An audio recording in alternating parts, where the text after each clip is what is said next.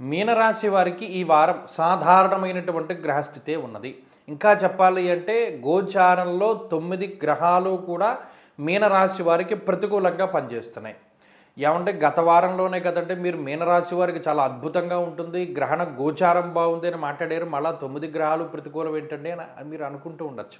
ఇక్కడ మీరు ఓ విషయం గమనించాలి. గ్రహణ గోచారం వేరు, మామూలు గోచారం వేరు. అది గ్రహణం పట్టినప్పుడు మాత్రమే. ఇప్పుడు తుఫాను వచ్చినప్పుడే వర్షాలు పడతాయి. అది వేసవకాలమైనా, శీతాకాలమైనా, ఇంకో కాలమైనా. ఆ తుఫాను వెళ్ళిపోతే మామూలుది మామూలే. అలాగే ఇప్పుడు మీకు 6లో గ్రహణం పట్టింది శుభ ఫలితం. అది ఒక నెల, 2 నెలల పాటు ఆ శుభ ఫలితం కొనసాగుతుంది. దాని చాప్టర్ వేరు. ఇప్పుడు ప్రజెంట్ గోచార పరిస్థితుల్లో 9 గ్రహాలు ప్రతికూలంగా ఉండడం వేరు. అంటే ఈ దోషాన్ని కొంత గ్రహణ గోచారము కాపాడుతూ ఉన్నప్పటికీ ఇక్కడ ఉండేటువంటి పరిస్థితుల గురించే మాట్లాడుకోవాలి.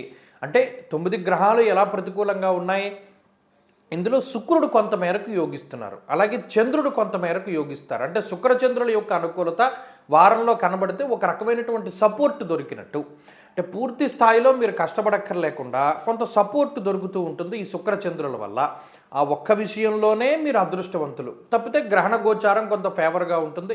ఈ 3 విషయాలు ఈ వారంలో కొంత కాపాడతాయి. సాధ్యమైనంత వరకు ఈ శక్తితోటి మీరు కంప్లీట్ చేసేయచ్చు ఈ వారం. కానీ మిగతా గ్రహాలు ఏం చేస్తున్నాయి? స్వస్థాన నాశనం చేయవహ, ఉన్న చోట ఉండనివ్వకూడదు వీళ్ళని, స్థానచలనం కలిగించాలి, డబ్బు ఖర్చు పెట్టించాలి, నిద్రపోనివ్వకూడదు, సుఖంగా ఉండనివ్వకూడదు, మానసిక ప్రశాంతత ఉండనివ్వకూడదు అనేటువంటి విధంగా వారు ప్రోత్సహిస్తున్నారు. అరే నీ దగ్గర 10 రూపాయలు ఉన్నాయి, ఈ 10 రూపాయలు నువ్వు ఖర్చు పెట్టేసేంత వరకు పడుకోనివ్వదు ఈ గ్రహస్థితి. ఎక్కడో ఒకటి పెట్టుబడి పెట్టే, లేకపోతే ఏదో ఒకటి కొనేయి, లేకపోతే ఫోన్ కొనేయి, లేకపోతే కెమెరా కొనేయి, లేకపోతే ఇంకో ఏదైనా లగ్జరీ వస్తువు కొనేయి. ఏమి లేకపోతే అది తీసుకెళ్ళి దేంట్లోనైనా ఇన్వెస్ట్ చేసే, ఏమి లేకపోతే ట్రావెల్లో పెట్టేయి. ఆ రూపాయి మీ దగ్గర ఉండడానికి గ్రహస్థితి సహకరించదు. ఈ విషయాలన్నింటినీ కూడా దృష్టిలో పెట్టుకోవాలి. అంటే మీనరాశి వారికి ఏం కావాలి అంటే స్థిరత్వం కావాలి.